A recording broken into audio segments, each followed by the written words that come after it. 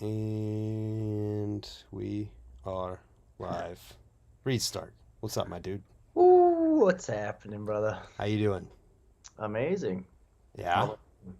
I'm I'm good. I'm good.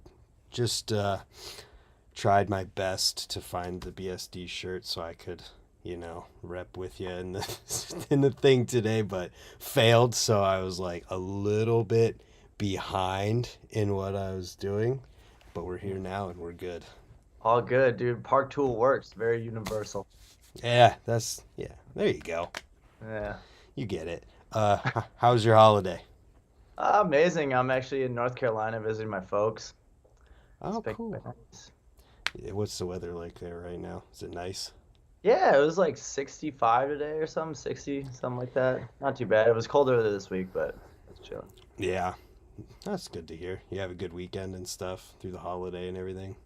Just hanging out. Saw my brother. That was awesome. Creator of Team Dilly, all that good stuff. So him and his family. Yeah, there was some of that stuff that I wanted to ask you about because I went back and I watched the TCU TV with you, and you kept bringing up your brother, and I was like, man, I haven't heard of who this is. And then I finally saw a video, the It Do video part from you, and it's uploaded on a YouTube channel that's Kyle Stark.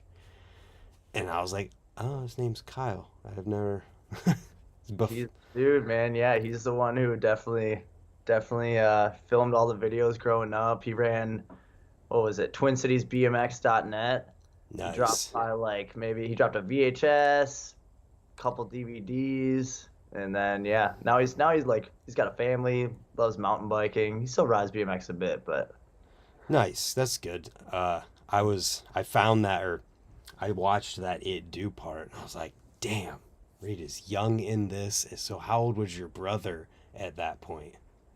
he man, I don't know. It do. I think I was maybe like 15 to maybe like 16 in that Okay. and he was 4 years older. So yeah, like Oh, 19, 20. So, okay. but yeah, he was making videos way back when, like the VHS stuff. I mean, my first video part I had, I was 9 years old.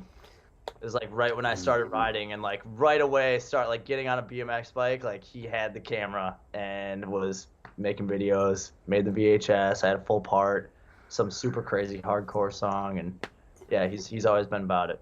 Yeah, I was actually wanting to ask you if there's any possible way to watch that today. Today, you know what's crazy is I have a BSC part in the works with well Tony Maloof filmed it, and then Mm-hmm. now Trent Lutzke is film editing it, and yeah, we actually ripped part of that part, like some old stuff. So that part just got sent today from Scotland on a hard drive to Texas. So Oh, shit. it's gonna be, it's not, I don't think it's the most high quality rip, but yeah, I think my brother, it was like my brother's last VHS or something like that. He actually, I think half the copies of the VHS he made like ruined people's VCRs. Oh So no. yeah, that was a whole clusterfuck. God, can you imagine like if in 2022 you pull up a certain Instagram video and your phone's just broken? It's like people who try and film like a solar eclipse and it fries their phone, something Mm, like that. Yeah, that'd be pretty wild. But yeah, so that it exists and it has recently been filmed. I don't know how high quality the rip is, but yeah, you're gonna definitely see something from it soon. I'm stoked. It would be cool if after that, like the pieces that come from that go in your part, and then you get the whole thing posted in full. So you know what? You just called out the plan perfectly. So Well, there you go. I didn't mean to. I wasn't trying to do that. It was just when you were talking about it in that the TCU thing, I was just all I could think was like, dude, I want to see 9-year-old Reed Stark riding. oh man, I forgot I even talked about it back then. That's hilarious. Yeah, yeah. Yeah, it's man, I was definitely riding skate parks. Really love doing turn downs, I think. It's gonna be a trip. I don't think I've actually seen the video in maybe like 10 years. So Holy crap. Here's another gimme for you. You should do a react video to it for something, like whether it's YouTube or whatever, because that I think people would just love to see like your genuine reaction to yourself. How many years ago? Oh man, yeah, dude, what was that? 21 years ago. Yeah, that would be a trip. Yeah, I really can't remember. I remember like one clip where I like alley-oop turned on like a quarter pipe, but Mm-hmm. yeah, I really can't remember any other clips that I had in that video. Dude, it'd Pretty, be cool. pretty cool. It's a I'm good idea. I'm excited to watch it, honestly, because I Yeah. mean I've been filming since I was 13 when I started riding too. So having the chapters and being able to watch all the way from when you know started till present day is always just fun. Yeah, it's pretty wild, man. It's crazy how a lot of those videos back in the day, like once the internet started going, like you had to go to a website and download the actual Mm, video. It would take like a day sometimes to download like a 3-minute web edit. And you know, and then Vimeo popped up, and then all those videos are kind of unsearchable nowadays. Like, mm-hmm. if people didn't go through the process of like ripping them from Vimeo or re-uploading to YouTube, like, yeah, it's really you have to like search the exact title, and sometimes you can find it or know the channel that you're looking for to actually find the link. But yeah, Right. And have you ever thought about the fact that like Instagram is one day going to be the same, where there's oh no way to search for anything, so you're gonna have to 10 years from now just be like, well, I think he posted something with this thumbnail around this time, I think. yeah, no, that's probably one of the worst parts of Instagram is that you can't search. I mean, shout out YouTube Shorts for doing that. I kind of think I don't personally enjoy watching them, so I haven't really done too many. I think I've uploaded a couple, but it's Mm, been in my to-do list forever. Like, start uploading everything that I'm doing on Instagram to YouTube Shorts so it actually lives there as long as possible because I don't think Google's going anywhere. So right. Yeah, that's my perspective on it too. Like, yeah. But so part of the reason why I hit you up in the first place was because you just got the 2022 Dig cover of their one print issue that they do in the whole freaking year. man, yeah, dude, dream come true. I couldn't believe it, man. I yeah, there's been a lot of things in the past, you know, like shooting because I like to do big stuff, especially back in the day. I like to grind big handrails and Mm-hmm. huge setups. It always just looks crazy to me, and I enjoy finding them, find it and grind it, you know. Yeah. Like Kaczynski for that one. But yeah, I just always wanted to do something banger, and getting a cover was the craziest thing. Back in the day, there was like Ride, there was Dig, and there was a bunch of different options, and they were dropping magazines almost every month. So getting one was still insane, but it was definitely, you know, you get that magazine in the mail, man. I remember just reading through every single page multiple times, you know, like the Mm-hmm. new issue, and there's something about print that's just so special to me. And as like magazines were dying off, I mean, I'd already kind of like given up on it. You know what I mean? I was like, damn, like, you know, like I'm 30 now. I like to do some like big stuff, but it's got to be like the right big thing for me to be stoked on it. Like I'm not just gonna go send myself down like a crazy gap or a crazy thing unless it's like the perfect type of niche. Yeah. And yeah, I don't know. Dude, when I got the text, first person, Dave Sowerby, he like texted me that morning and was like, dude, Reed, so stoked, like congratulations. I was like, what is he stoked about? Huh. I didn't. I knew that the BSD Denver trip was gonna be in the Dig, but I didn't think that anything I did on that trip was like cover worthy by any means, you know. And yeah, when I saw that shit, I was just, fuck, man. I didn't even know what to think. And I was actually like, dude, I was on the way to this like ceremony, and dude, I like was getting blown up, and I just couldn't even deal with it. And I was just like trying to like think about what was going on in my life, and I just had to put my phone down and kind of process it. But yeah, I can't wait to get one in my hands and actually see that shit. No doubt. So, I mean, from what you're saying, I'm gathering that was your first cover ever. Oh yeah, definitely first cover. Dude, badass. Well, congratulations. Dude, thank you so much, man. Seriously, like, shout out Dig, shout out Wes McGrath. Like, really could not have done it with the support of all them. BSD, obviously, for putting me in the position and bringing me on trips all the time to get that coverage. You know, I'm truly blessed and honored, man. It's like, yeah, dream come true. Well, I mean, if you look at what we're talking about here, it's cover worthy for sure. Like, can you just like talk me through what is actually like happening in this picture? Man, I mean, dude, so we were in BSU Denver for this trip, and that's, you know, looked up Airbnbs forever, and they started dropping off one by one, like in the planning stages of a trip. And all of a sudden it was like, dude, this is the only place where we can all have a bed, like everyone on the trip. And it was like 20 minutes out of the city, which wasn't ideal, but I was like, fuck, we got to send it. And the first day on the trip, we just pedaled down the hill like 3 blocks, and there was a school right there. And yeah, it was pretty much the first thing I found on the trip. I just like pedaled up and just saw it, and was like, holy fuck, like, could you do that? And I was like, oh, I have to do that. And we like rode the whole trip, and I just kept putting it off. People were like, yo, Reed, you gonna do this thing down the street? And I was just like, nah. Like, I don't know, maybe like the last day. We'll see if I like stay healthy during the trip. And yeah, last day came around, woke up, and it was like, all right, Reed, today's your day. And yeah, I just went down there, and dude, it was gnarly. I like fully bent 3 axles. Oh my Like, God, it wasn't first try. Yeah, no, it was like, I think 7 or 8 tries. And, Oh, God. and like, it was terrifying, man. Every single try was just shaking up there. And because the drop it, I like went up, and I was planning on like bunny hopping into the cut, right? But it was only like a bike length, and it got skinnier as it went down. Mm-hmm. So I just like immediately abandoned that, you know? And then I was like, all right, I'm just gonna like go creep up to it and like tuck in, just like kind of like dip in and get both tires in, and then drop and hopefully smith. And I did like the drop to tires a few times, and like I was like, I don't even think I'll be able to smith, man, because like by the time you would come off of like the downslope, I was only hitting like this much of the ledge Right. with like my front tire. And there were a few times like if I landed back wheel at all, like literally like I would almost like front wheel would go over the ledge, which is you're doing like 8 foot drop to flat OTB. So yeah, it was terrifying. I just kept having to go slower and slower and slower, and eventually I just started creeping over, like have to like drop in, and then just like right as soon as I touch 2 tires, like move my arms to try and get the front peg on.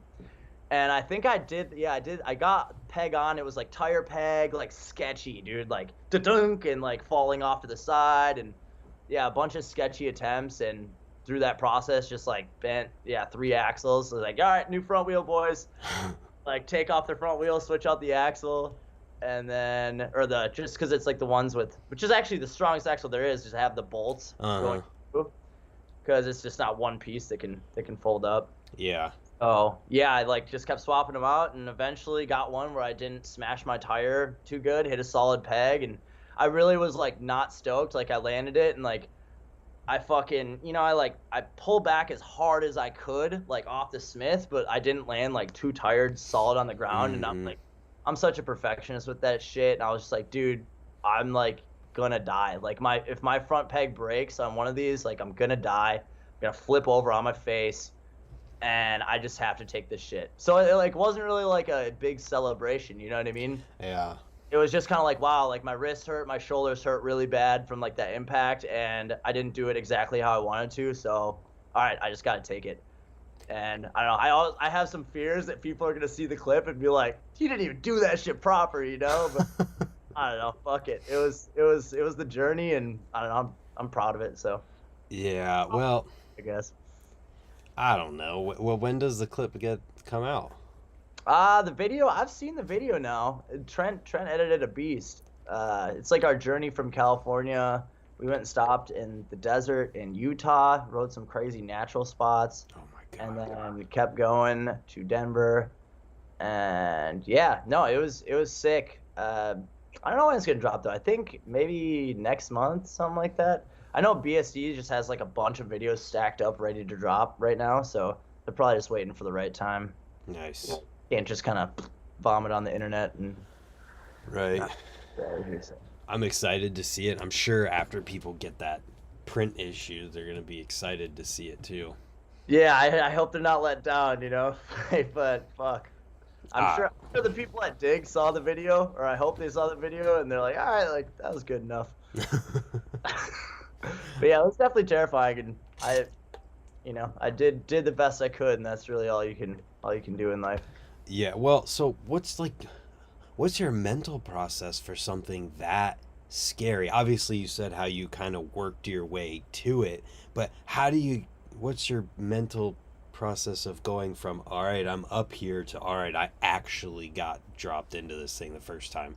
Oh man, I think I did like maybe three like creep ups, like to Mm. the edge and just like staring down this tiny thing. It's a bike length. I'm like before I'm like setting up my bike from the ledge, like holding up both tires. I'm like, okay, like if I dive in and I case, I'm gonna go over the bars. If I dive in like a little bit too late and don't pull up right away as soon as my back tire touches, I'm gonna go over the bars. So it's just I don't know. You kind of in those moments you kind of just black out a little bit, I guess. Mm-hmm. Like just you just kind of gotta breathe with it and just know that like everything that you've done up to that point has led you to the point where you said yes to it. Like back when I was younger, I used to just send shit that was so far above my pay grade, if you will. Mm-hmm. And nowadays like I feel like I have the bike control enough to do it, and if I know I could do that on like a bank. That's how I kept thinking about it. I was like, all right, if I could drop into a steep bank like this and have confidence I'm not gonna like endo into the ground and flip over, then I could do this just on another level. And yeah. Makes sense. It definitely makes sense. It's just crazy how our brains just sometimes will completely turn off that connection between, like, if this was just on flat ground, I'd be dropping in on this for fun and it would just be casual. But because it's here, I'm going to completely forget about that until I get over the mental barrier of going down it the first time. Dude, 100%. Once you go in at once, you're like, okay, I didn't die. Like, all right. And then like I still with this one I totally had like, all right, like you did it once. Don't get like cocky on this one. Don't Mm. like think you got it. Like you really have to focus with everything you have every single time you decide to lift up that back tire. Yeah. And I didn't really think I was getting as like tucked up. I remember like I went over after, I wasn't like super satisfied with it, and Wes was just like, "Oh, look at it." And he's like, "Oh, I got this frame of you like up here. You didn't have it stitched together or anything." And I was like, "Oh, like damn, that I didn't realize I was like tucking that high." But you really had to like line up both tires with the angle of the piece to do it smooth enough. But yeah, it's Yeah. totally like the human fight or flight. Yeah. And Just do what you have to do or what you've committed to do, and do it with everything you got. yeah, it's wild how we almost have that point where you finally get to the edge of jumping off the cliff and you just do it, even though those couple times where you're just like, not quite. And then finally at one point you're just like, all right, we're going.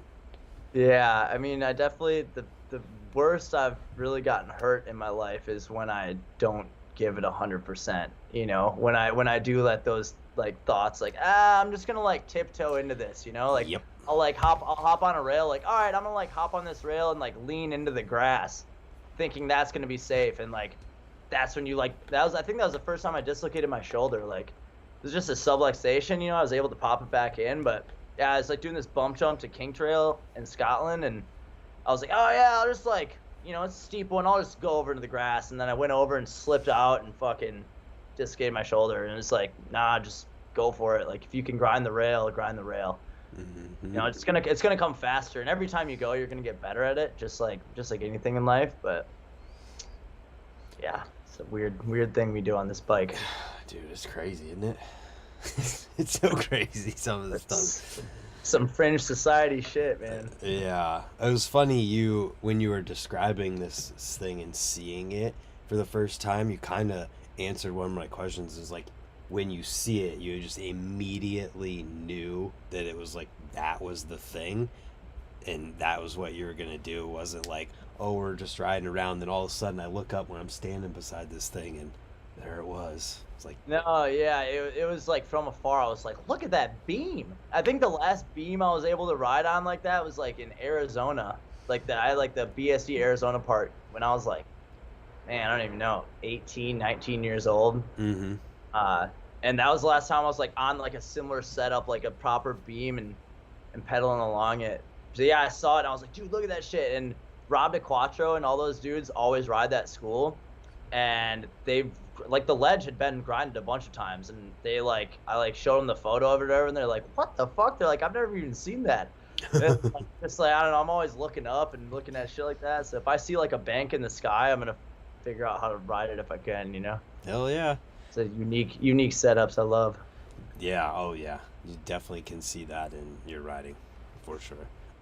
The other thing that you kind of answered for me too when you were first talking about it was the I have to do this feeling when you see it. I wondered if that was kind of along those lines for this one and other stuff that you do too. Yeah, man, I there are things that I commit to and say I'll do, and you commit, maybe you think about it, go back, maybe it's not right, you're not feeling right. Mm-hmm. And then maybe at the end of the trip or whatever, you go back again and you're like, nah. And then, like, man, there's this big ledge in Paris. It's like super big straight ledge at Bercy Stadium. And I found that spot at the beginning of the trip. And I think we went there, like, pedaled past it maybe like 4 or 5 times, like in a 2-week trip, just like on the way back to the Airbnb. Mm-hmm. And every time I go to it, I just be like, nah. I'd like go to the top or like pedal past, be like, nope, no chance. And then like even the last day of the trip, we went there and everyone's like, hey, you gonna do it? And I was like, and I was like, I gotta get a coffee. Like, but just like get a coffee alone. I'm like sitting there and I'm just like, okay, like, is this possible? Am I really gonna send on this? And just like breathe and like meditate and just really like process it. Like, is it worth it? Like risk reward. Mm-hmm. Because it was something that I'd never really done before, and like I think that's a big motivator for me, is just if I've never done anything like it. That's why I don't really go out and ice pick grind 22 stair rails anymore. Like, I've already done that. And like after you do that a couple times, it's kind of like, all right, am I really going to battle for some shit that I've already done? It's like, nah. Of course it feels good, but I don't know. I'm at the point now where it's just not worth it. Like, I only have so many good crashes left in me before this body really starts to crumble. Like, I got, my right knee's messed up, my left Achilles tendon's messed up, my right shoulder, and like I'm constantly seeing like different specialists to like strengthen different muscle groups and avoid surgery and make sure I can ride as long as I possibly can, take superfoods, stay as healthy as I can. So I just know, like, if I'm gonna commit to something, I want it to be something that's really worth it. Like, if I'm gonna eat shit, I want to eat shit for a reason. Right. Yeah, that feeling of like you see it and in that moment where you get all hot and you start like your hands start sweating a little bit and you're just like, I'm gonna do it. I have to. My body's like, it already knows. Yeah, it's weird. And then, man, and then the times when you're like, oh man, just like, is this gonna bring me to the hospital? And then you're at the top of the spot or you're on the roof or something, and it's like, wow, like, I'm really up here. Like, I'm really doing this, and the reality kind of sets in, and making sure you're able to like breathe through that and just, I don't know, kind of rewire your brain to be back into knowing that you got that shit. And that confidence it's interesting, man. It's an interesting process. I'm sure there'd be some wild sports science studies at some point. Hopefully there's something that some genius does, where they test what goes on in your brain and what's so much different about BMXers and skaters and any type of action sports person compared to, the average human who doesn't really go down that path. Right. We're weird for sure. Well, where you are able to kind of like assess a situation and act very, very quickly and react even quicker whenever you're in those situations. I mean, I think about all those times where you're falling and you magically get your hands and your elbows in front of your face. It's like normal people, I feel like, don't have those same, like, to where it almost feels like you can slow time down in those moments. I feel like normal people don't have that as much. Yeah, dude. Yeah, I mean, kendama is like the one thing that really has helped me train that. Even like driving a car, like your reaction speed to like somebody stopping or someone blowing a red light in front of you, and being able to see it out of your peripherals and being like, whoop, like, I am swerving this way and I can check which way I'm going, and I'm not gonna hit anyone there. And I've had that happen a bunch of times in my life, where I'm definitely like, wow, I'm really glad that I've bombed a hill brakeless on a BMX because I definitely could handle this one better than, per se, someone who's just kicked a soccer ball around or some shit like that. Not to say that you don't need super high focus for that, but I think that there's just another level of it with the danger of BMX that we really got to stay on our toes, and that fight or flight kicks in a lot more for us. Oh yeah, we're literally training our brains for those situations and putting ourselves purposefully in that fight or flight situation and forcing our brain to deal with it for our whole lives. So like, it's natural. You do something for your whole life, you're just gonna get better at it. Yeah, I don't even know if it's a fight or flight. I feel like that might not even be the phrase. There's got to be some scientific term for it, but yeah, it's bizarre, man.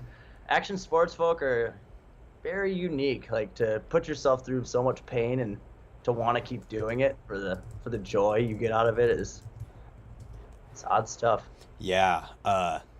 So I wanted to talk about, if you want to talk about the ayahuasca thing, because you posted out that in your Instagram post when you found out that you were on your way to the ayahuasca ceremony. And I don't know, when you were talking about how you found out and it was almost like overwhelming while you're on your way to it, I almost feel like that might have been a perfect situation to, like, I'm turning everything else off to go into this thing.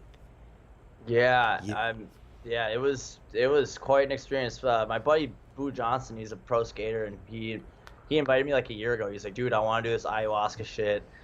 Like I feel the calling, and it took me like 4 months to be like 3 months, something like that, to be like, all right, dude, I'm in. And then we were gonna do it in 2 months for his birthday in February, and I was like, all right, like that seems fine. And then he hit me up maybe a month or 2 months ago, and he was like, dude, found the spot. We're not going to Costa Rica. We're gonna do this shit stateside. Like I know this mm-hmm. shaman who's like connected with all these people, and it took like another 4 days from there to be like, okay, I'm committing. Just kind of like a BMX banger, you know, because it's like a very transformational thing. It's this medicine that's been around for thousands of years.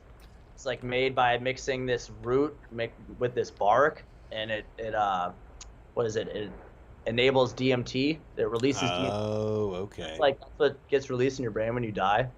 Mm-hmm. And yeah, I was pretty scared of it, man. Like, I definitely had my fears, and I didn't know how it would change me, and I didn't know if I was ready. But yeah, the last like few months before it, I don't know, something I just wasn't hitting like I normally hit. Like I saw your post, you're like, oh, you're reading such an upbeat, positive guy, and like the last few months, I've just been like grinding with work and going hard, and like not. I wasn't my happiest self or my best self. I felt very lazy. I was watching a lot of TV, like a lot of shit that just wasn't who I wanted to be. And yeah, went in this experience. You drink this tea with this shaman. It's a ceremony, like a 4-hour ceremony, 2 days back to back. You like write down all your intentions of what you want to get out of it on a piece of paper. You go out and burn it read it to the group if you want to, burn it in the fire, go back in, and it's like a bunch of people laying around in a circle, like 12 people I think it was, and everyone's like on yoga mats with puke buckets and a roll of tissue paper, and because you like purge, Mm-hmm. and you drink the tea, and pretty soon, like, you kind of sit there and close your eyes, and you're pretty much speaking to, like, mother. They call her Mother Ayahuasca, and it's, from what I gathered throughout my experience, she is one of like the creators of the universe, and I had like you're able to just kind of sit there and close your eyes and ask really any questions you want. Like the first night was hell. I just felt like shit. I couldn't like let go. I felt like I wanted more from it, like more psychedelic, because you have like psychedelic views in your head, I think, with your eyes closed.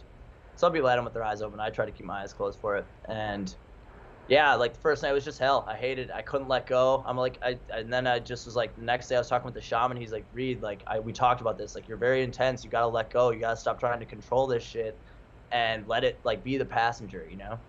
And the next night I came with like a few like deeper intentions, and yeah, it was just so clear. I was sitting there, closed eyed, just like meditating, just breathing, and you just have like a constant conversation. You ask her questions about anything you want to know, what you want to do with your life, how you should pivot, what you should do about this and this and this and this. I asked her about the afterlife, just so many fears, like shit, like, myself dying. Like I got some panic attacks recently, and I was like, what the fuck, like, what's this from? And it's like the fear of death, fear of my own death, and my folks dying, and other people, like loved ones around me dying, and all this heavy shit that was like really burdening me, as well as like a lot of work shit that I wasn't satisfied with. And dude, she taught me how to like structure my life. I mean, it went down to the point of like, here, you got to get a new to-do list manager. Like taking to-do list notes in your phone is not good enough.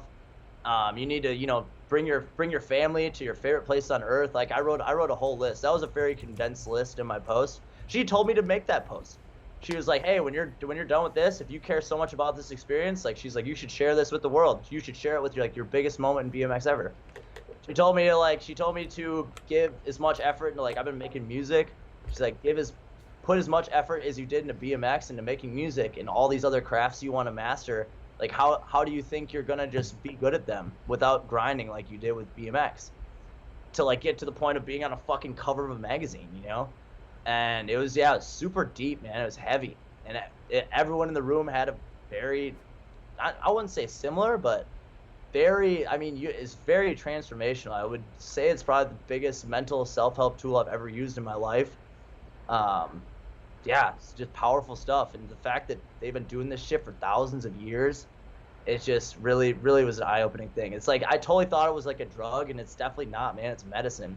And you puke a bunch, it like the tea like connects to a bunch of toxins in your system, and you like puke and shit them out, like shit out like gnarly stuff, dude. Like my body feels so pure. I'm not drinking right now. She's like, stop wasting so much time drinking and like abusing alcohol. Like I haven't really drank since it. Uh, yeah, just so much shit. I've been fucking on it since that experience, and I don't know. I don't know how I was able to do that or why the fuck it exists, but hot damn, is it a special thing. So Wow. What do yeah. you think? What do you think that is? The mother ayahuasca. What do you think? Well, people call her like grandmother. It's totally like a womanly voice, and she would say shit that wasn't like, it's just like, it's like almost like your own voice in your head talking to yourself, but you Mm, ask questions in your head, and then she comes back. She would say shit in a way that I would never say. You know what I mean? That's how I was like, oh, it's definitely not me. Like this is definitely like I'm speaking to a fucking plant. And yeah. then I asked her like, oh, like, you know, did you create all of this at one point? Because I went deeper and deeper. Like she went through all of my life and how I need to change like business and relationships and everything, like valuing your friendships, so much shit like that. And I was like, all right, well, what's next? And then it was like she'd be like, oh, well, how about this? And then eventually I was like, well, what's the deal with the afterlife? And she kind of explained how that would go, you know. And she's like, oh, there's a new language up here. You'll learn it when you get here. Don't worry about when you're gonna go. Like it'll happen when it's your time. Um, yeah, bizarre shit. And I was like, at one point, like, yo, did you create the whole, like, all of this? And she's like, I'm one of the creators. What the? And I was just like, holy fuck, like, I don't know, man. It sounds so crazy to say, and yeah, it's weird sharing this to probably a bunch of people who don't know me. Probably think I'm fucking batshit crazy, but That doesn't you matter. know, yeah, fuck it. Like, I think it's a beautiful thing, and I think it really helps people become their better self. And going through that process, it's hard, it's gnarly.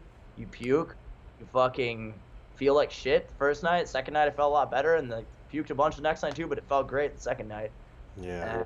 And you come out of it a better, more caring person. I feel fully invigorated, filled with love, motivated. I feel like I'm on the right path now, and what I want to do and what I want to grow and who I want to help and how I want to help them. And yeah, powerful thing. Did it feel like it was like a longer time period than it was while that was happening? Because it sounds like you went through a lot of stuff. The first night, it felt like it was like, dude, after one point, I like couldn't really let go, and I just felt like shit. My stomach hurt. Like you're supposed to have like a really specific diet beforehand, like raw, like no salt, no pepper, no spicy foods, and I didn't really like follow that shit. Like I drank the week before, which you're not supposed to do. Mm. Um, and yeah, I was like, I had so much guilt and shame. I was so disappointed in myself. I was like, oh, like this isn't clear to me. Like I fucked it up. I blew this, like I spent this money to come do this, and I just like I didn't take it seriously, and I was just so ashamed of myself. And then the second night, I was able to just let go, and uh, yeah, fuck. What was your I question? just asked if it felt like it took Oh, place over yeah, a longer yeah, period of time. yeah. So the first night lasted forever. Like it felt, I was like, dude, when is this gonna be over? You know what I mean? Because eventually, when it's done, they're like, yo, now's the time. You gotta chug water. You gotta dilute this shit in your system. So you like, get like flush out the DMT or whatever that's like been integrated in your system. And yeah, like first night was it was really long. Second night I was like, damn, this like so soon, like 4 hours went like that, because it was just so clear and beautiful, man. Like It was fucking beautiful. The visuals in my head were just like, it was like almost like a psychedelic like spacecraft looking thing at some Mm, point. I saw the mountain ranges with silhouettes of elephants on top of them, like some real safari shit, you know? Uh, fitting. yeah, yeah, yeah, it was really really beautiful, and it would fade out at certain points. It would be just pure black, and I would just be like talking to her, and then all of a sudden it would kind of like reenact, and she was just kind of like, oh, like I'm always with you, but if you want to have the conversation, you need to use the medicine. Like this is how you talk to me, is to use this medicine and to go to one of these ceremonies, you know? And like for anyone out there who is considering doing this, like make sure you do your research on who your shaman is. Make sure they're getting the shit from a real source. Make sure, you know, because I've heard terrible stories of people doing this shit. Like, dude, there are guardians there who like take care of it. You like can't really walk on it. You know, you have to be like helped to the bathroom if you gotta go to the bathroom. Mm. Swap up puke buckets. Like they take care of you. There's a shaman to talk with you if like it's really heavy. You start crying, like it's just too heavy. You know. Like I saw a lot of people in the room, like, you know, you hear them going through shit. Like you have to deal with all of your fears and all of your fucking doubts and everything that's been troubling you before you can really like grow and get beyond it. So yeah, I mean, you have to do it in the right place with the right people and real people. There's a place I guess called Rhythmia in Costa Rica. It's like definitely really expensive, but that's an option. Anyone, if you want to go to the place that I went to, feel free to hit me up. If I see your DM doesn't get buried, I'll fucking, you know, shout out the homie. Wow, But dude. Like, it's crazy to hear all this stuff and like hear your personal experience of it, because it's stuff I've wondered about forever. I mean, we can definitely talk more in depth about it another time, like not on here, but I am super intrigued to just talk to you about it. dude, I mean, fuck, man, I came out of it. I was like, everyone should do this. Yeah. It wasn't like a drug thing. It was like really like the world would probably be a lot better of a place if people fucking had this experience at least once in their life. You know, like it really helps you deal with demons and shit. The shit you don't even know. I mean, the first night I'm like scared of snakes. The first night I had to like the first thing was like crawl through like a wall of snakes in my head.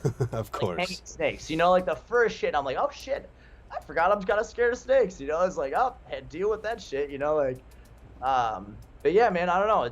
I highly recommend it if you can save up the money to fucking do it. Like, totally worth it. I plan on doing it again. You know, like the shaman had done it 90 days in a row, 3 times a day, like in the Brazilian jungle. Oh wow.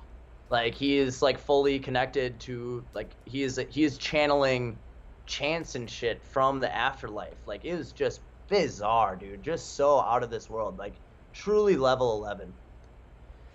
That's crazy. I mean, I'm sitting here. I'm the kind of person I totally believe in all that universal crazy stuff that people are like, "Oh yeah, whatever." Like serendipity, you know, talking about how like you're going into this ceremony that's literally about to change you as a person, as you're finding out that one of the biggest accomplishments you've ever had in BMX comes through, and you can't even like, you know, normally if somebody has this happen, something this huge, they get to celebrate and, you know, talk to everyone, say thanks and be stoked and whatever. But you're like, all right, I'm going into this thing where I have to turn all of that off, and this is what I'm doing.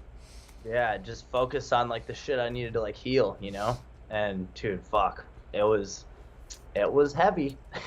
I'm like getting called, I'm like airplane mode, dog, like getting texted, blown up, you know, like it was like the craziest, like if you want to call it like an internet day, you know, like when you drop a video part or something, that's like a big internet day for you. And like Uh-huh. yeah, going through all that shit, and bro, it was heavy, dude. And it was weird. You know, she taught me how to be proud of myself too, which I really have a struggle with doing. You know, I'm definitely like a perfectionist in a lot of ways, and gotta let that shit grow or go. Yeah. And yeah, just like be proud of yourself. You know, she even said she was like, yo, dude, she's like, look at you. You know, look at you, look at all the shit you've done. Don't forget about that. Like you've worked your ass off to get here. And I was like, damn, like I don't think about that shit enough. You know, like you have to stay humble, but you also have to like honor what you've done and be proud of yourself in order to move forward and have proper goals. Because man, life can get sad and stagnant real quick. Like I've been there. Yeah, man, absolutely. She tell you to hey, don't be so down on yourself about how you landed in that Smith. Oh, dude, yeah, no, I mean, fuck. There's some things, no, it's a, what she does is she makes you aware of all your shit, and you have to go back and integrate it into your life. You could drink. Mm. That's just somebody was there. He's like some fucking.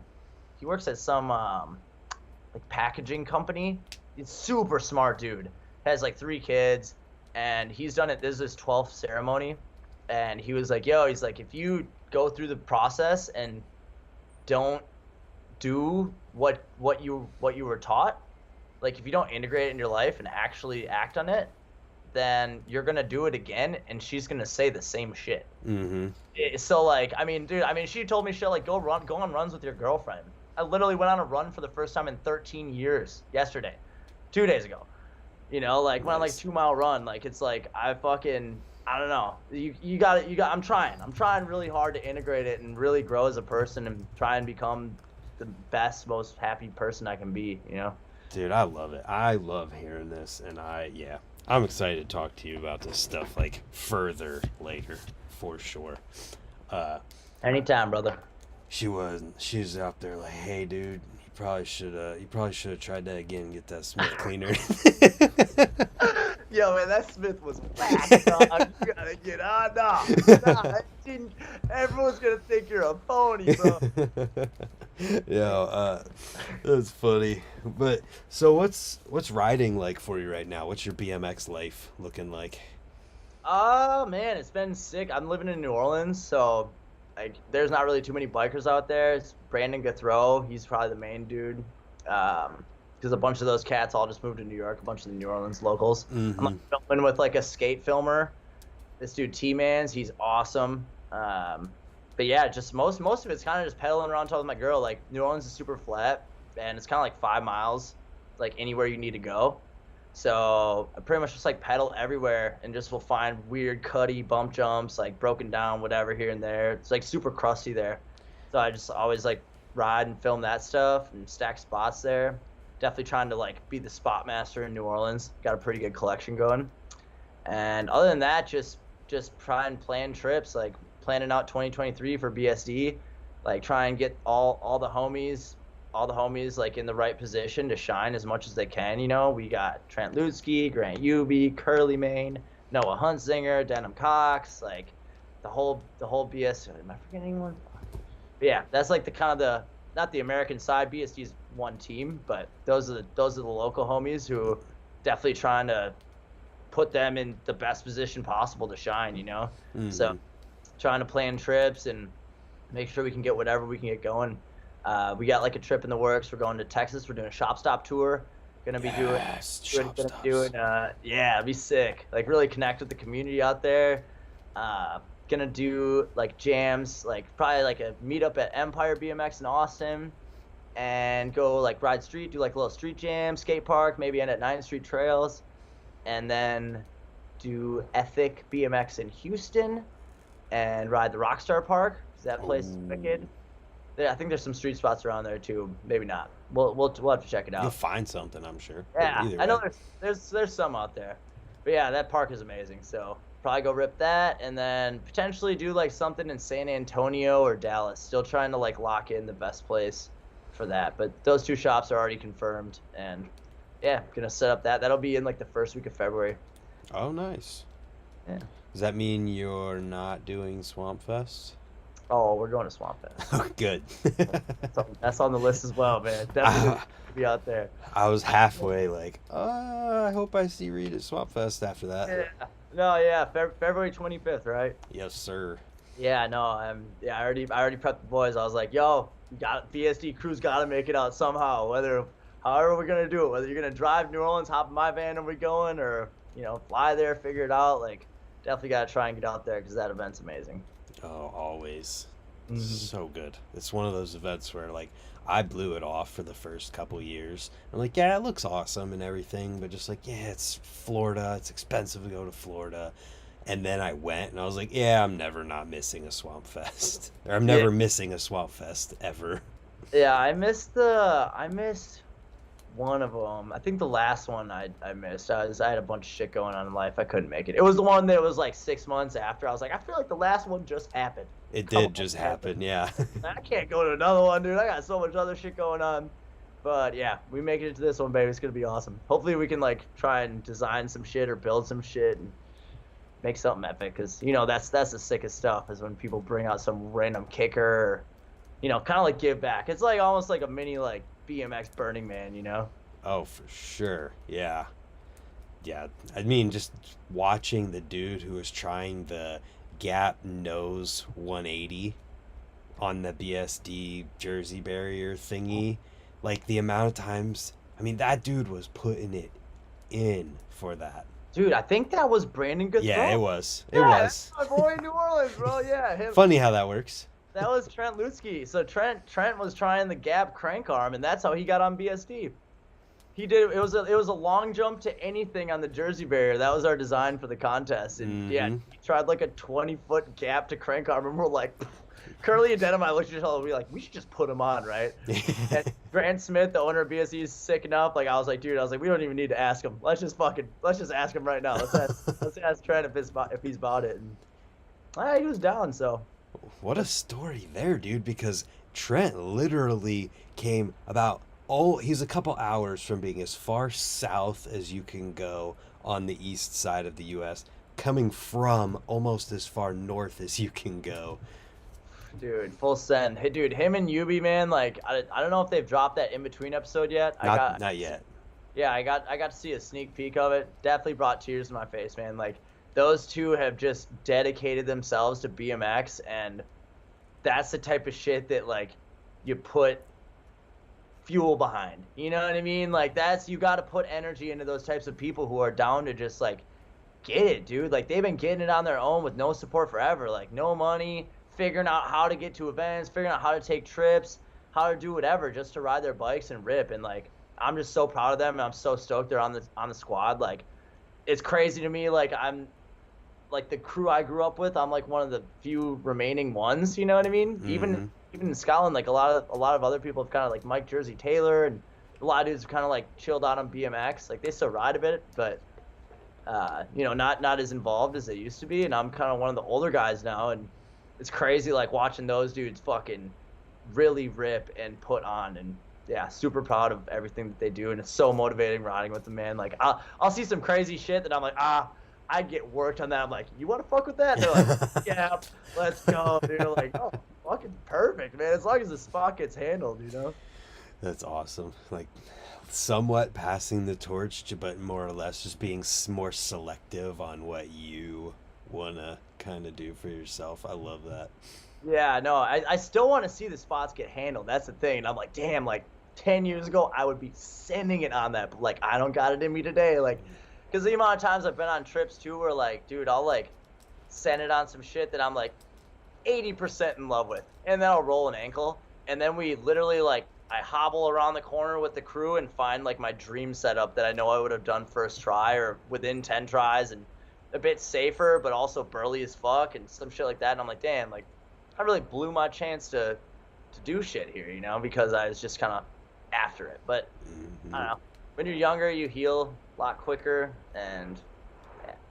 Well, yeah, I mean, looking at stuff like that in hindsight, it'd be like if you rolled your ankle trying to do some ice pick down a big rail that you really, 80% wanted to do, then you roll up and see the beam drop into Smith, and like the cover never gets to happen because of like something you really fully weren't into on your own. Yeah, no, I've done it one too many times, bro. It's pretty shitty. I remember one time I went to Israel for filming for Transmission. I think I got 3 clips in 15 days, and like it was the worst filming trip of my life. Like kept finding shit I like wasn't really into, and then I like tried something to roll my ankle that I wasn't into, and then found a bunch of shit I would have loved to ride that was like out of the city we were staying in. And then by the time I was like actually healed, they're like we were back in an area where there wasn't really too much again, and I was like, wow, this is the least successful trip of my life. But that's just how it goes, you gotta learn the lessons, keep on grinding. Hell yeah. So one of the first things you guys talk about in that TCU TV is the getting shot at story. And so I was listening to that and I was like, man, I wonder if he's had any crazy stories like that recently or even just since that one. Dude, that was a gnarly one. Yeah, Yeah, well, you're telling this story so casually, and I'm like, dude, you're literally getting shot at. yeah, that was fucked up. I mean, I've had guns pulled on me at random spots a few times. There's one I remember in Gran Canaria. I was kind of out just like spot hunting and like it's like this road and then there's kind of this neighborhood that just like did a big old loop. You know what I Mm. mean? It was all these like I didn't really think it was that sketchy. I just started pedaling around kind of alone and all of a sudden I like looked down this like alleyway thing and all these dudes are just kind of like pointing, talking to their homies and then like they start coming out and I'm kind of chilling and I look around and then like look at the other way and then people started kind of coming together and it was just like, oh fuck, like they are coming to rob my ass for sure. And like who knows what else. And I Mm. fucking bunny hopped my way the hell out of there. I think I like sent it down like an 8 set or something and just charged like through this cut and made it out of that neighborhood. That was pretty sketchy. I had I don't know if that was I think that was before I went to Columbia. Columbia was really sketchy. We got like two knives pulled on us or guns pulled on us. Like these guns are knives, like in a row. It's like me and my buddy Momo. We were going back from the bar one night, and we like got lost, and like this dude's trying to get like a sip of my beer. I'm walking down the street, and like I'm just like no, no, no, and then like other homie pops out on the corner, and me and Momo, it's like two of them or two of us, and we're like in this thing, and I'm like got the bottle, and I'm just like like screaming at these fucking Colombian dudes, and like might have like broken the bottle or something. Like I was just like going nuts, you know, and just like I was like, Mo, like get the fuck out of here. Like we just kind of like out stunned on him, like we just out crazied him kind of. And then we were still lost and kept walking, and it was another situation. Like we were going over this bridge, over this like highway thing, and we walk over and there's like 7, 8 dudes and they start creeping behind us as we start going over the bridge. And like I'm kind of like Momo, like yo, we gotta get going. And we like kind of start getting to the top of the bridge and we look over the other side of the bridge and there's like another pack of like 8 dudes. And they start coming in. I'm like, Momo, run. And we just fucking charged out of there and they like damn near pinched us. Wow. And we ended up like making it away from that one. But those were like some close shaves for sure. I'm sure my mom doesn't want to hear this. Sorry. But Sorry. no, Rick, it's all Mom. good. It happens. But yeah, those were sketchy ones. Yeah, man, shit happens, dude. You know, it's always good to be on a bike. Gotta love being on a bike. You can always get away pretty good. Gotta Right. always. I've traveled some sketchy ass places. Gotta have head on a swivel. You know what I mean? Hmm. Try and spot situations where I don't really travel with like weapons of any kind other than a kendama. It could definitely cause some damage if you need to with that, but fortunately, haven't really been in that position. Yeah. But yeah, just always got to keep your head on a swivel and know your outs. Don't corner yourself in any position. Know where the fuck you're at. Look around.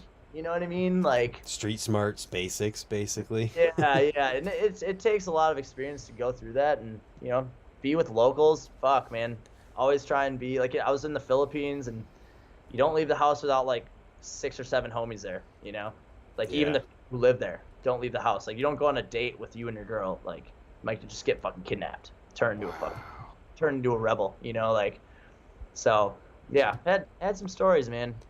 That's wild. It's another thing like we were talking about earlier, how normal people don't fully, grow their spatial awareness or situational awareness. It's a similar thing in like, people who go through everyday life going from work to home to work to home to work to home don't learn the street smarts as much as like I feel like BMX riders do, to where they can recognize. I feel like I always recognize as soon as something's about to start getting a little weird. I'm like, I'm out of here. Yeah, yeah, it's crazy, man. It's totally chill. Like, dude, if you live a comfortable life, fucking bravo. Like I chose Oh to be yeah, for sure. streets for my life. Like not like live on the streets, but fuck, we definitely spend a lot more time in weird situations dealing with homeless people, fucking angry cops, like really whoever, angry people of any kind. You're out there like riding their property or whatever the hell, and you gotta like figure out how to calm people down. realize when shit's escalating, try and de-escalate situations, you know, like I don't know, it's definitely a skill to learn, and it's good. Man, some dude commented on one of my posts recently. I messaged him some shit. I felt so bad. It was like he came up to like Brad Sims and I were in Austin. He was like covered in dirt, and he was just like, oh, like, what's good with the bikes, blah blah. Like I used to ride and all this shit, and like I like, you know, initially like he kind of looked like he was fucking. He seemed a bit drunk, you know, and he's like, oh, I'm working over here, and I'm just like, okay, like kind of like film this clip of Brad, like not really giving him the time of day, because it's like, all right, like this one, I don't know if I should engage in this situation. And, like turns out he was like an actual rider who was literally just working right over there, and like I didn't give him the time of day, and he commented some super negative shit on a post recently, and I was like, damn, dude, like I'm sorry, like that sucks, like I didn't mean to, but everything else I'd learned in life said to not really engage with you on that level, you know, like, oh, what's up, dude, like, you know, like, Oh yeah, no, you never know when that "hey, what's up, dude" just bridges a gap between like, all right, now something's about to happen. So it's like you got to give that, like, obviously we got to give the benefit of the doubt to some people whenever you're out and something like that might happen, but also it has to be the other way around too. Like he's got to realize, you know, you never know who could be walking up to you when you're out in the street, and you always have to try and be smart about your situations. yeah, 100%, man. And like, dude, as I said, like, I'm not carrying a knife and shit. I'm not trying to stab someone. I don't want to fucking go down that path, and I'm sitting on a really expensive looking bike. You know what I mean? So like, especially fuck, man, you got camera gear around, like, got an iPhone, got my fanny pack, who knows what's in it, like, you know, it's just like all that shit, you know, like, just gotta, yeah, keep your wits about you. And usually being nice is the best way to handle anything, you know, just Oh be nice, yeah. fucking, you know, don't be an asshole. I don't know. Yeah, absolutely, and that's kind of what I was getting at when I was bringing that up about like comparing it, BMX riders and people who don't have some of those experiences. Just like that's another reason why BMX is so sick, is because it teaches us those life skills that some people might just not have the life experiences to teach them. 100%, man. It's just fear and love, dog. Fear and love. You know, you're scared of situations, scared of people. You're gonna act out of fear. It's not gonna bring love to the situation. It's not gonna, you know, and that shit shows. People can sense that shit. You know, like it's like a deeply rooted thing that we have in the human body for sure. It's like, Yeah. you know, tribal days, or even before that, man, fucking caveman era, like before we could communicate, or however we were communicating, like we understand that energy flow. And I think that, yeah, just noticing how what you're putting out is what you're gonna get back, really. Yeah, man, I definitely, that's something, if you're open to it, you definitely can pick up on, like, it's like a sixth sense for, seriously. It sounds Yeah, weird, but it's yeah, real. totally. And there's some people who like are way more in tune than other people. Even my ass, bro. Like fuck, you're like, damn, like you really got that. You got that so far before I did. Like interpreted the situation like on point. Like, oh, this is gonna happen. I'm like, damn, you're tapped in. You know, Mm-hmm. cool stuff. Yeah, I'm a weirdo. I'm gonna say that because people are gonna call me a weirdo for talking about it, but like I'm fully just, I try to stay in tune with like what the universe is trying to say all the time, with weird like situations of serendipity happening where you're like, oh, that there's no way, like, oh, it's just a coincidence for the sixth day in a row that something crazy happens like that. Okay, like, it Yeah, sounds crazy, but dude, I mean, the whole ayahuasca thing, that's why I wanted to talk to you about it, because it's like I try to stay in tune with those kinds of things. yeah, no, it's definitely, yeah. You're on a sick one, and you're on like the right path, and shit's just kind of clicking like that. It's like, wow, that was just bizarre, perfect timing. Mm-hmm. Yeah, it's cool.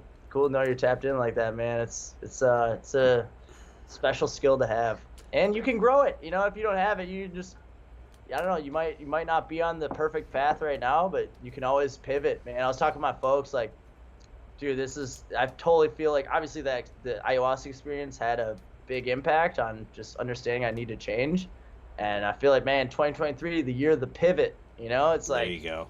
if you're not happy, you're not satisfied, you know, pivot, change your health, change your situation, change whatever you can to try and bring yourself into a new one, because all of a sudden when things start clicking like that, you're like, ah, like I'm doing it. Like I made the right moves and I'm on a new path. It feels good for sure. Mm-hmm. Uh, and kind of along those lines, I thought it was pretty funny that you talked about how that It Do part, the one that I watched today and we were talking about earlier, was actually what got you connected with Sunday back in the day through Jim C. And I just did one of these last week with Jim C. That's crazy, man. Yeah, dude. Just funny. My brother, yeah, I saw that. That was pretty great. Jim C definitely put me on, man. That was awesome. My brother like hit up Charlie Crumlish back in the day and was like, "Yo, look at my brother, dude. He's doing all this crazy shit." And Charlie was like, "All right, I'm gonna connect him." And then pretty soon I was getting bikes from Jim C. That was crazy, man. And that just goes to show, like, it's crazy. As soon as you like put energy into, I swear I got so much better. As soon as I like got like good bike parts underneath me and like support and that motivation, that energy coming into my life, I was like, fuck, like, all right, let's do this shit, Mm-hmm. And doing it before, but it definitely exponentially. I feel like the same way with Denim, like, dude, getting Denim on BSD, like, holy fuck, how much better he has gotten at riding and like how much his riding has leveled up. It blows my mind, bro. Like he is one of my favorite riders now, and he used to be as well. I knew he had it in him, but fuck, like he got smoother. He landed shit cleaner, easier. Like, he still eats shit, but I was like, all right, like get some nice shit, put him into it, send it on some trips. Like, fuck, it's killing it. Yeah, Denim, I think it's safe to say that most people who pay attention to BMX videos get stoked when a Denim video comes out. Dude, yeah, he motivates the hell out of me, bro. He always talks shit on me. He's like, oh, old Reed would have said this shit. And I'm like, you do it, dude. He's like, no, you should do this shit. I'm like, oh, no, like, not me right now, And you're like, yo, Trent. Dude, oh, that crazy ledge in Houston he did, that he's got a 2-page spread and dig, bro. The Feeble? Yeah, I was thinking about doing that shit like before, because Tristan sent me the spot, and I was like, we got there and Trent was just like motivated. I was like, oh, you want to do this? Like, there's someone else in this group who wants to grind this fucking ledge? Like, yes, Trent, please grind this ledge. And he fucking banged it out, It's so sick. Like, God damn, I love BMX, bro. It's the best thing ever. Yeah, it's such a small niche world. I'm just trying to figure out how to make it grow, dude. Like, as I get older, like I'm trying to start this nonprofit. We'll see how it goes. I don't want to say too much at this point, but I'm really trying to like get outside money into BMX and make this whole pie grow, so every company can start winning more and get more kids on bikes. Because fuck, man, like, was it a powerful tool to strengthen me and strengthen everyone I know in BMX. Fuck, like, how sick is everyone you meet at a BMX event, Oh, like, you hell share that passion. You got a community, you got friends to do whatever. You can travel the world, sleep on people's couches, like, through BMX. And it's just it's a total game changer, man. Really, really makes life.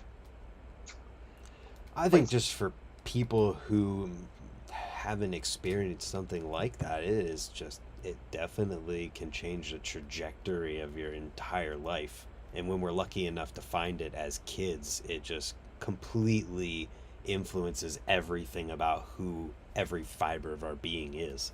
Oh, 100%. And that's like, man, I really do have like a huge passion for kendama, because I realize that not everyone can ride BMX, and kendama has so many parallels, like with the community aspect and like meeting friends in new cities, being able to hit them up, just some dude who posts badass kendama tricks on the internet and being like, yo, dude, I'm in your city, you want to hang out? All of a sudden you're like eating dinner with their family or some shit like that. And like, it's just a total, like, having these types of hobbies that aren't so like there's a competitive side to them, but really, like, if you just enjoy participating in them and growing within them, you're able to access this whole other world. And yeah, I somebody 7 years old to 80 years old can play kendama, and they can all hang out and be homies. And to me, that's just such a beautiful thing, because BMX is kind of limited in that way, What, yeah.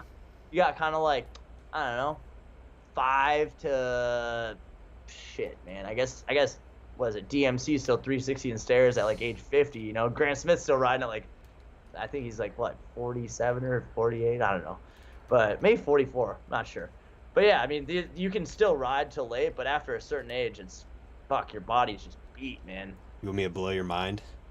Mm. You might have already seen this dude, but there's a guy from Russia named Mendo. He didn't start until he was 62. He's got to be 69 or 70 at this point, because I made the video talking about him.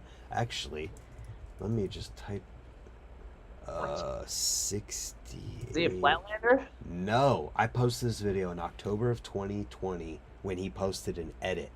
And he's doing, air to fakies on quarters, fly out 360, foot jam to fakies.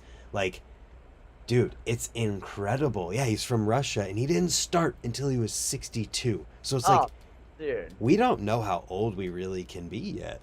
yeah, I mean, really, I guess the industry really isn't that old, but it's pretty common that people fall off fairly, around like 40.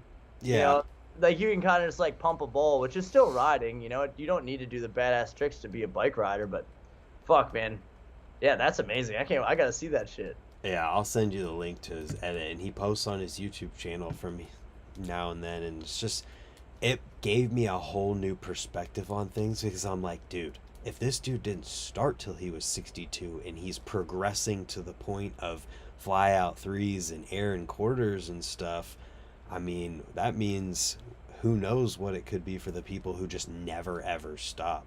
Dude, yeah, I totally am at the point now where I want to, like, talking about the risk reward thing, like, I want to be able to ride as long as I fucking can. Like, I know rock climbing and kendama and snowboarding will fill the gap, but like, I just love being on a bike, and I want to make sure I can pump a bowl as long as I can. I mean, shit, dude, look at Gary Young, bro. Like, Gary Young, that was my favorite part I've seen of him ever. Yeah. He's so much better. I don't understand how he, like, just is still killing it. Like, Over not 11 minutes of video.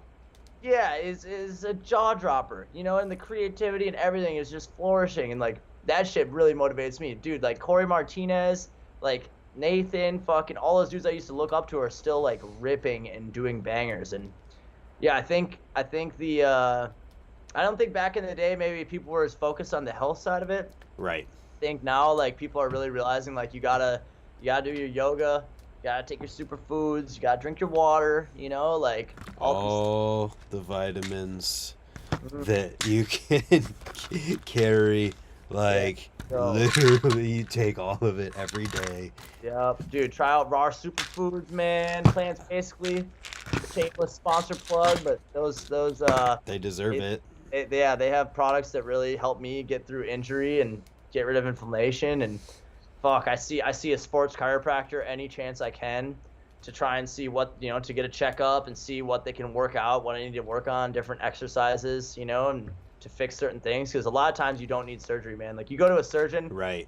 You go to a surgeon and ask what I can do to fix this part of my body, and they're going to say surgery because they're a surgeon. That's right. What they're trained to do, is be like, yeah, I can fix that with surgery. You're at my door. And, like, you go to a sports chiropractor and, dude, 9 times out of 10, maybe even 9.9 times out of 10, they're going to be like, all right, do these exercises. We can get you back to normal through these alternative methods. And I'm living proof of that. Like, I guess not definitely, but I'm pretty damn sure I tore my meniscus and ACL in my right knee, and I'm, knock on wood, but I've been building up the muscles around it, doing squats and doing different exercises. I did acupuncture to get the swelling away, iced it like fuck, and I'm still riding, Yeah. What's his name? Jeremy Ball from Michigan.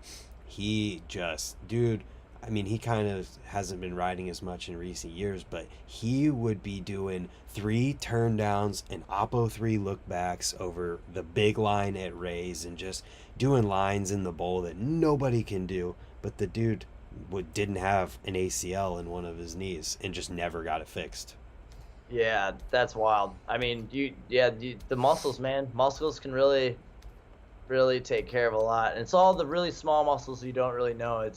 And to go, I mean, shit, sports chiropractors, there's one I see in Minnesota, Dr. Carl, legend, that he's like $90 a session, it's not cheap, but go in if you can afford that once a month or whatever and be like, all right, dude, like, what do I got going on? how can I fix, how can I fix this situation? And yeah, they're very likely gonna crack you up, center you out, and be able to give you guidance and send you on your way. And if you actually take it seriously and integrate it into your life and work hard, then you can usually stay pretty good.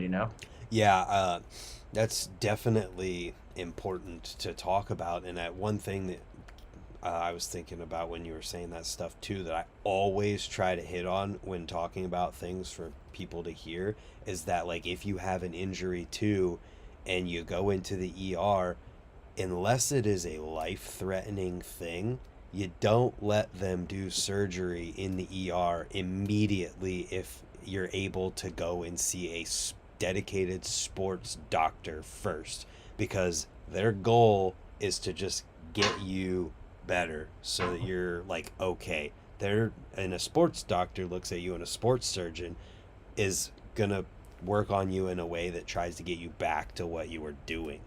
Yeah, exactly, man. I mean, shit, what is it? Matt Hoffman, he's Matt Hoffman. Gotta charge my computer, man. Oh, you good? Matt Hoffman, he like did all sorts of like experimental. The Lars ligament. Yeah, like you gotta search, far and wide to find the right thing. And it really bums me out when people rush to surgery. I would say go and see an alternative doctor. I've gone to really shitty ones and I've gone to really good ones. Mm-hmm. So just doing your research and talking to friends, talking with, hit up pros who you think have gone through certain shit, and ask them what you need to be Googling. Right. Ask them, go through that process. Like there's the Dr. Carl I see in Minnesota, and this dude I just saw in LA. What is it? I forgot his name. But yeah, they both like treat the professional football teams. Like the dude in LA flies to New Orleans and treats the Saints, even though they have like an on-staff doctor. Dr. Carl, a bunch of the Minnesota Vikings go and see him, even though they have doctors and trainers like on site.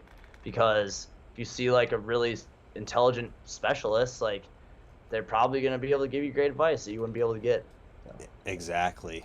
What else are you doing to try and stay healthy? I mean, we mentioned the superfoods with raw and plants basically, and just trying to, see the sports chiropractor. What else? My girlfriend's like, she's got like this crazy workout routine she paid for. So I do that with her, like a lot of like, just like, weights, free weight stuff in the gym. I rock climb a bunch, yoga every morning. It's a big one. Sometimes at night, sometimes you need it more, sometimes you need it less, but trying to stay on that regiment's really important. Not to stretch too much, but stretch, make sure you're limber and because if your joints can't move, then shit's gonna break and you're gonna have issues. Yeah. But yeah, that's kind of the main thing. Just hitting the gym when I can. I need to get more on it. Always, I can always do better. But yeah, staying on that. Rock climbing is really sick. It's like a full body strengthening exercise. You don't like get super buff from it, but you get like really toned, and it uses like every part of your body to like stay on the wall. So that's like a really fun activity, and it's like so similar to BMX, dude. It's like actually fun working out, because I hate going to the gym. Like, yeah, it's not fun to me. I don't like lifting weight. I don't know, if some people really get jacked on it. I don't get juice. Like, I do that shit just so I can ride as long as possible. But rock climbing I genuinely enjoy. It's the BMX of weightlifting, if you will. There you go. Yeah. Road biking too. I gotta fix you. I don't ride that as much as I used to. I used to be on that shit proper, but that's really good for your knees. Gotcha. Yeah, I just got one of those indoor trainer thingy mabob or whatever's. I'm gonna rig it up for my BMX bike, because I'm not gonna do a road bike. I'm not gonna do it, and I'm gonna hook it up to Zwift or whatever that is, and like whatever happens, but I'm gonna be on my BMX bike to do it. Yeah, bro. Yeah, man, I think that covers it, dude. Superfoods are huge, man. There's a shitload of superfoods. I take a lot of them. Tons of vitamins, tons of superfoods. It's expensive, but I have a destroyed body. Like, I used to do the sports chiropractor I saw in LA, he like looks at me, he's like, yo, dude, he's like, all right, move this. He's like, dude, you're fucked up. like, it was the first doctor who ever like was that blunt with me. Like, dude, like your body is toast. Like my left ankle just like it's like a brick, bro. It Oh like my doesn't even move. It gosh. hardly bends side to side. So now I have these like crazy, like extending exercises trying to stretch out my Achilles tendon. It's like clicking all the time, but it's not really preventing me from doing anything. It's just kind of annoying. But if I Mm-hmm. don't fix it, it's gonna get shittier and shittier. Right. But yeah, good posture, really important. I've had pretty terrible posture this whole interview because I was trying to stay in frame. Kind of get dark back here, but yeah, like shoulders back, chest out all the time. Walking around, sitting on good chairs where your knees are below your hips. Like high chairs is really good for you. Like deep squishy couches, not good for you. Sleeping on your Okay. stomach is really bad for you. I did that my whole life, like my arms like this, like laying like this, with the pillow, and then my arms underneath, and like pushes down your shoulders. I'm pretty sure that's why I've dislocated my shoulders so many times. So I had to like train myself to sleep on my back, which was really, really hard. But now I'm there, which is incredible. But yeah, like just certain things you do all the time you might not notice. Posture's a big one though. Yeah. That Well, core strength. Fucking what is it? Planks all the time. Those are huge. Strengthen that core, strengthen those back muscles. It's easier to have good posture. yeah, I mean, a lot of people might not realize that when you have lower back pain from riding, it might be because your bars or stem are too low, but it's also because your core isn't strong enough. And if you strengthen your core, it offsets the back muscles that are usually what's making your lower back hurt. Oh yeah, 100%, man. Yeah, dude, I've had my time with the back for sure. I've gotten through pretty much every serious injury that I've had, That's um, good. through these techniques, which is awesome. But yeah, as I'm getting older, they say if you don't use it, you're gonna lose it, and that's why during the ayahuasca shit, she was like, "Do you want to run?" And I was like, "Fuck yeah, I want to be able to run." She's like, "Well, then you better start running, dude." And like, I was like, "Okay, like, say no more." So now I'm gonna start running a lot more, which is hopefully gonna help out a lot of shit. That's good, man. That's really good. It's just good to treat your body right. I think I didn't realize until this year, the last year, that like everything you put in is just like the gas you put in your car. Like you're fueling everything that you do with what you put in your mouth. Oh, 100%, man. Smoothies every morning.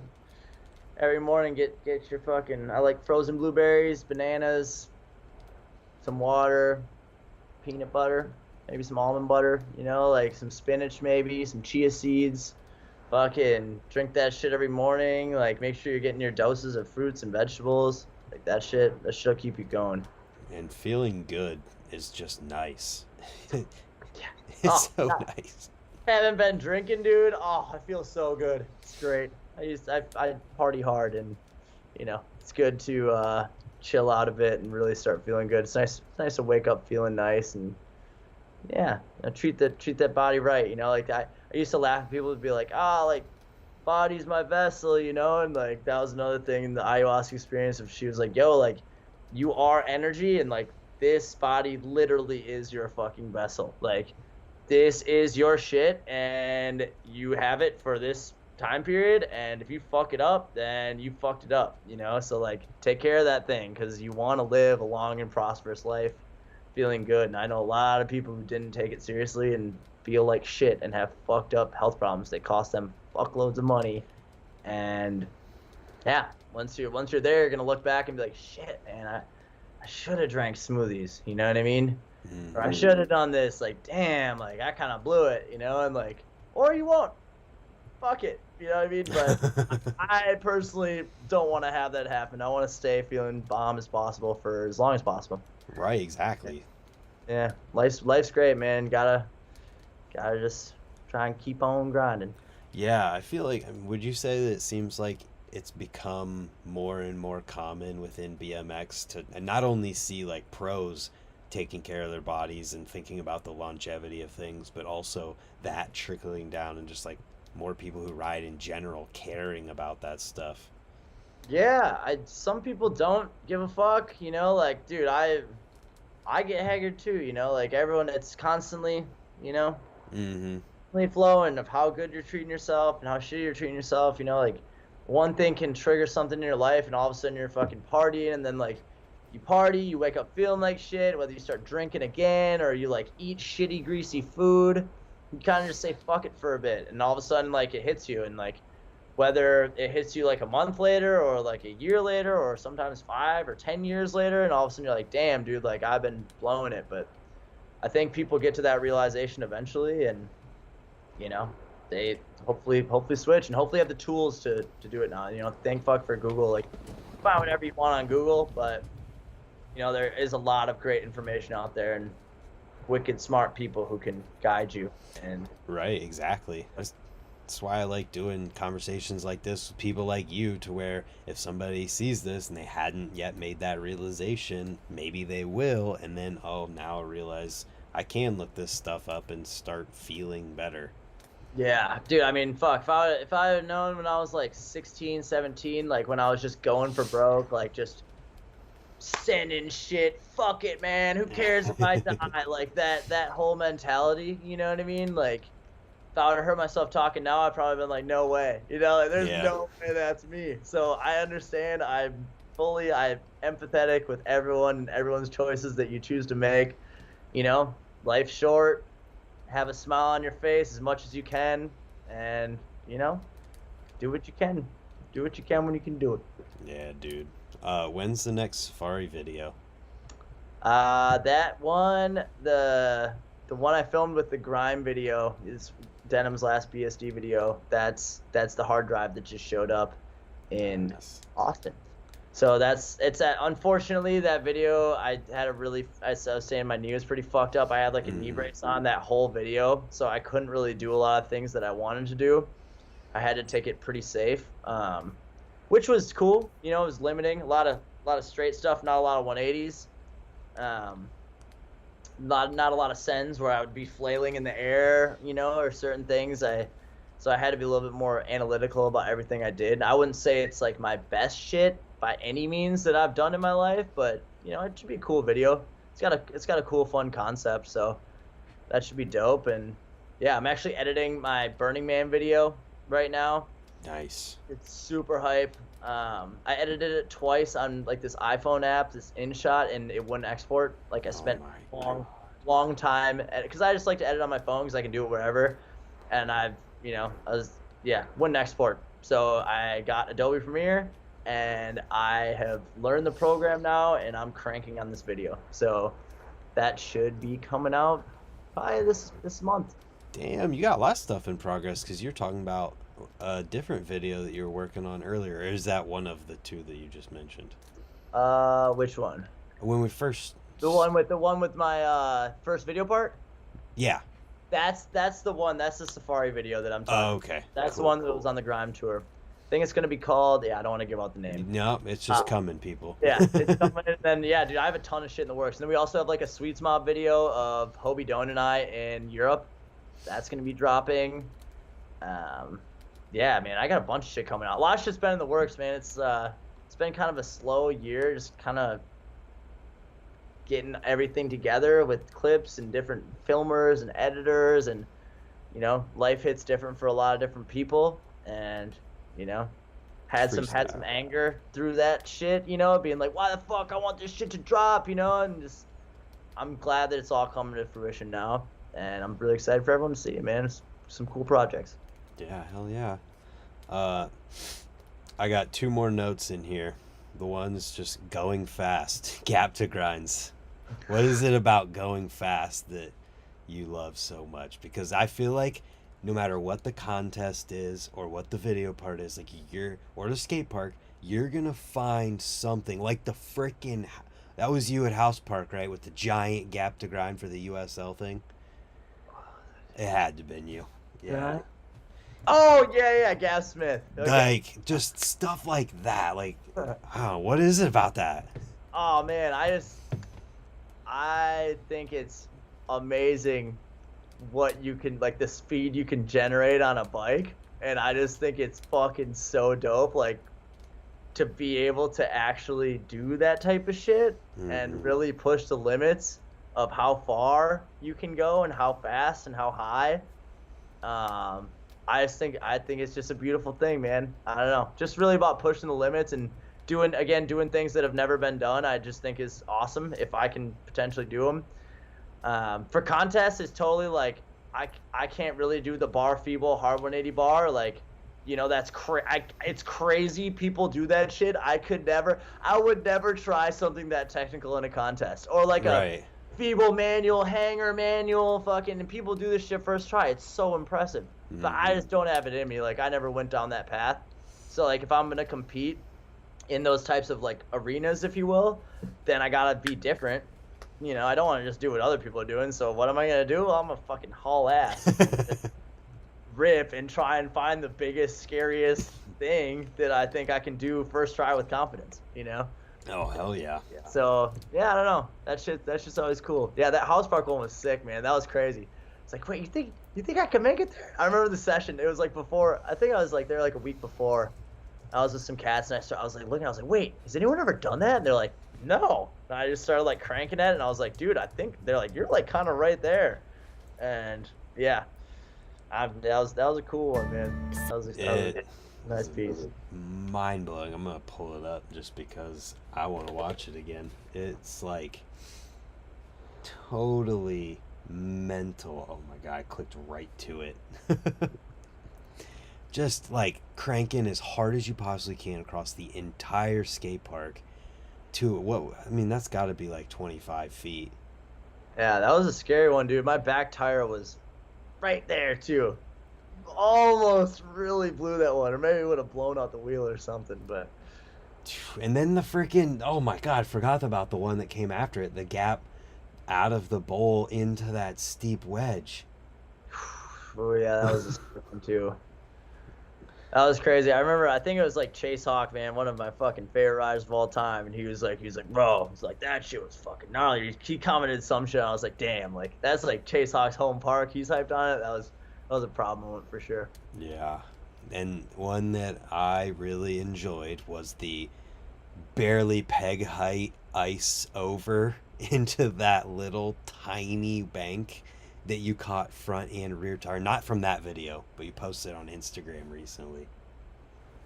Oh yeah, that tiny little like the literal like thing this big, and you ice over and caught both tires, and I was like, what?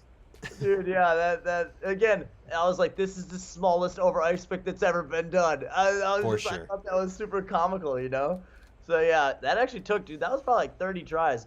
Everyone was all cold and ready to go home, and I found it outside the grocery store, and I was like already written off for the day. Like, I don't even think I did shit that day. And I was like, whoa, I have to do this thing. And yeah, I actually ate shit on it too. It's kind of funny. That's what you would eat it on. Yeah, it was sick. There were like cops watching too. They didn't seem to care. I was like chipping up the top of the thing, some little plaque. It's literally. It was the smallest little niche. Gotta get both those tires in, man. Wait, guys, I gotta ride this square that's got a corner cut off of it. Hold on. Yeah, it's just funny, man. It's always good when you can do funny shit. That's the kind of stuff I think that's just super impressive, especially the fact that like you can do both. You do the giant gap to Smith, and then you come back and you do the smallest ice over.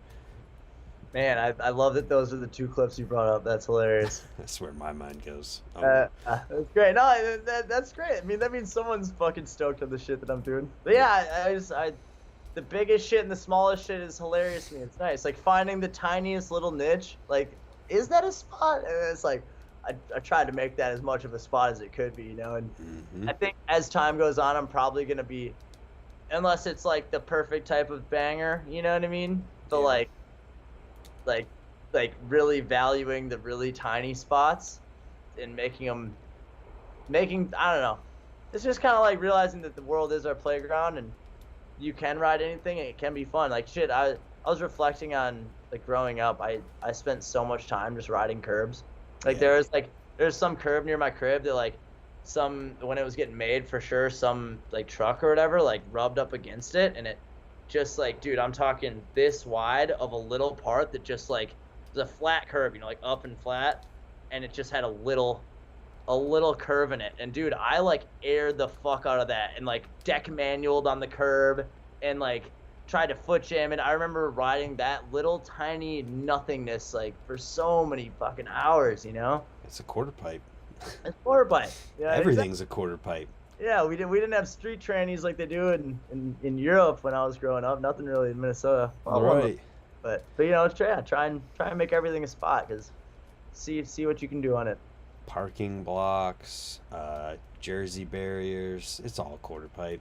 Yeah, dude, just anything that you can get creative on and really enjoy putting them tires on is good stuff. Yeah. So the only other thing I had written down here is I just was curious to hear what you're into outside of BMX. Talk about music a little bit. Is there anything else too? Yeah, DJing, love DJing, been diving into that, and like I've recently started like producing music. That's been quite the journey. Like I never took any music class or anything, so it's like a whole new BMX for me. Totally feel like I'm gonna do that for the rest of my life. I don't know how good I'm gonna get, but I'm ready to grind at it. Love rock climbing, love snowboarding, disc golf. Fuck, I love disc golf. It's a great way to get outside, get walking, huck some disc. Like super fun game to go play with your homies. It's usually free. It's like cheap to get discs. And they're everywhere too. The courses are fucking pretty much everywhere, at least in America. Yeah, we have a disc golf course by a new concrete skate park that got built here. Nice. Yeah, I brought some BMXers disc golfing, and they always love it. They're like, "Oh, I always see this shit. I never like knew to try it." I was like, "Yeah, it's really fun." Like, yeah, I like regular golf. Fuck, man, I like a whole lot of shit. I'm really down to do whatever, you know. Like, I definitely see myself doing like crazy outdoor rock climbing sends though in the future. Like, You gonna be Alex Honnold doing the freaking free solos? no free solo for me, dude. I'm totally scared of heights.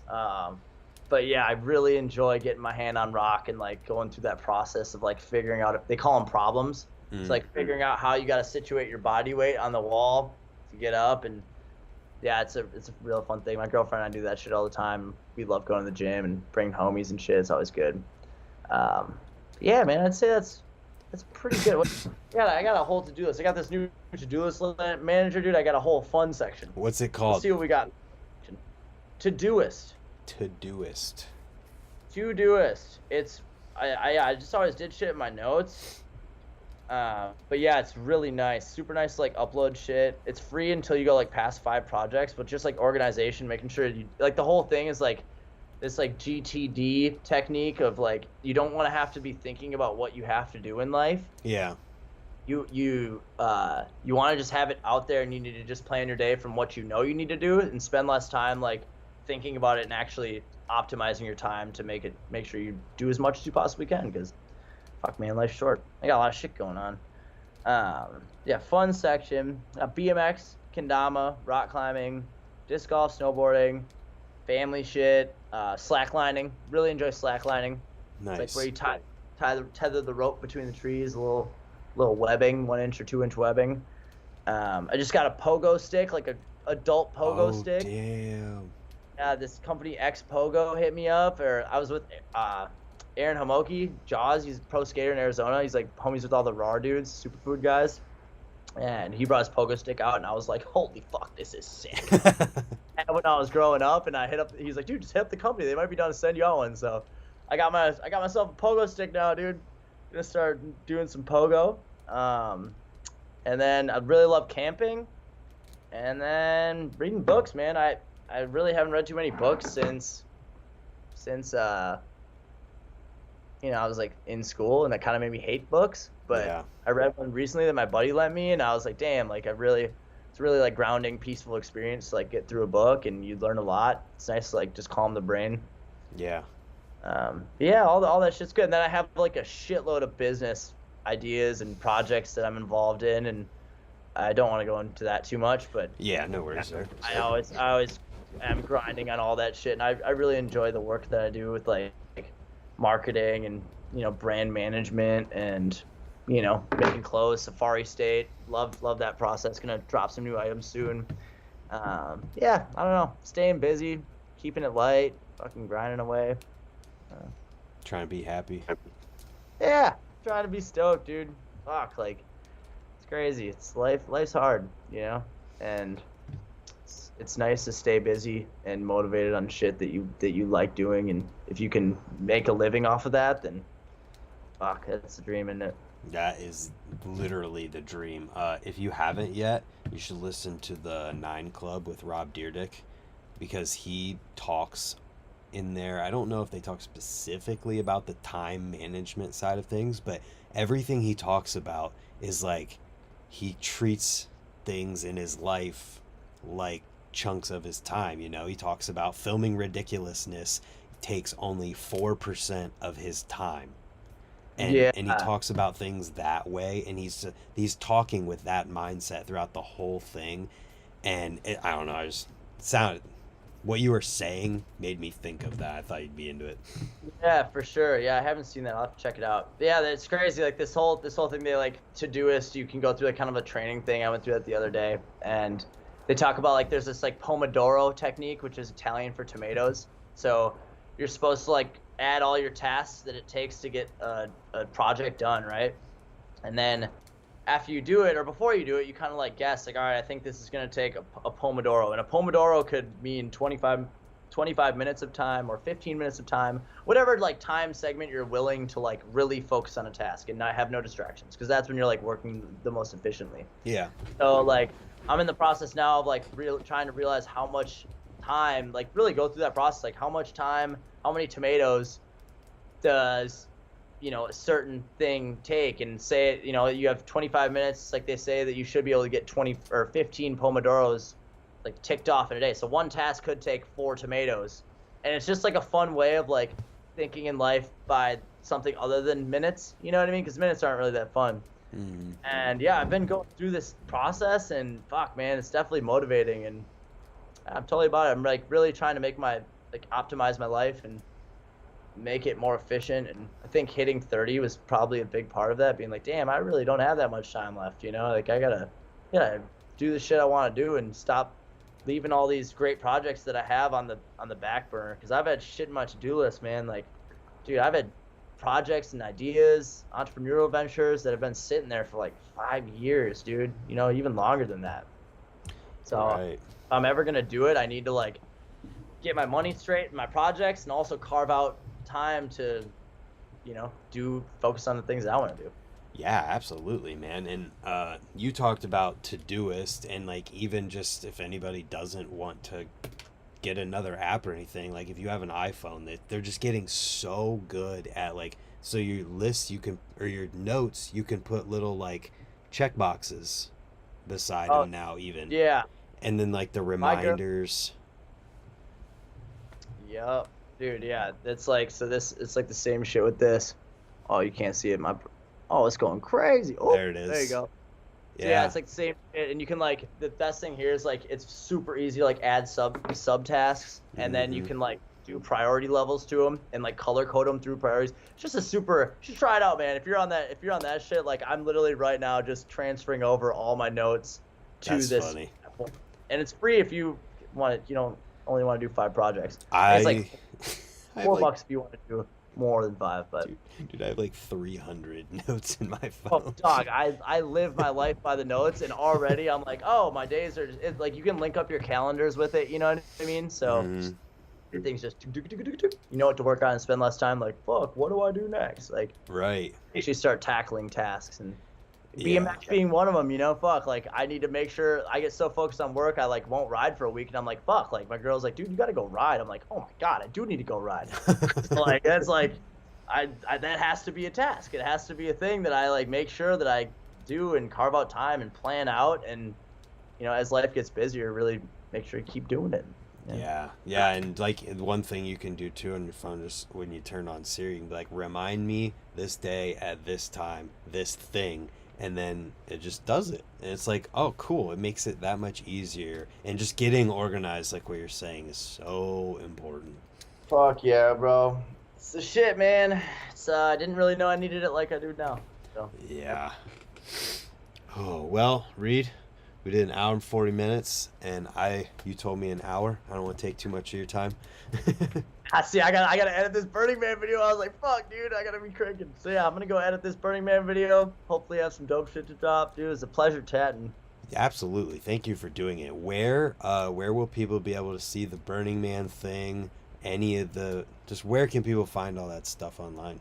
My Instagram is you scared stiff. I will definitely post everything there.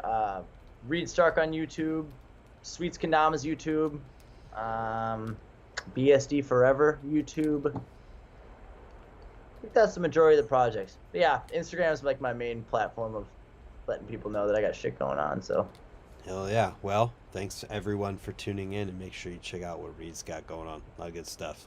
hell yeah, dude. Much love. Thank you for having me on. Yes. Have